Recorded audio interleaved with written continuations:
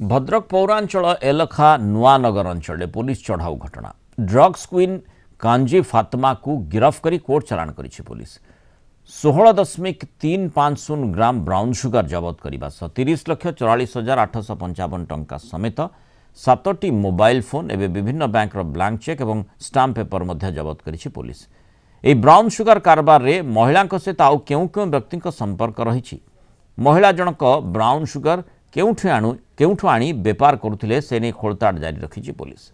तेबे चढ़ाऊ बेले अनेक लोकंक वोटर आईडी आधार कार्ड जबत होईछि। सेमानक संपर्क में पुलिस खोज खबर आरंभ करी तदंत परिसरभुक्त करिसेंति बोली सूचना दैछंती भद्रक अतिरिक्त एसपी अरूप अभिषेक बेहेरा। गतकाली अपराह्न ब्राउन सुगर बेपार करुवा जड़े महिला भड़ा घर उपर पुलिस चढ़ाऊ करथिला। प्राय 30 लाख टंका और 17 ग्राम ब्राउन सुगर जबत करथिला।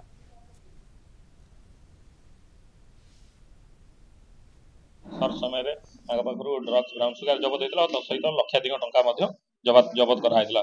परवर्ती समय से अभियुक्त जी महिला अच्छा अन्य एक घरे पुलिस टीम चढ़ाऊ करते लक्षाधिक टंका जबत होता।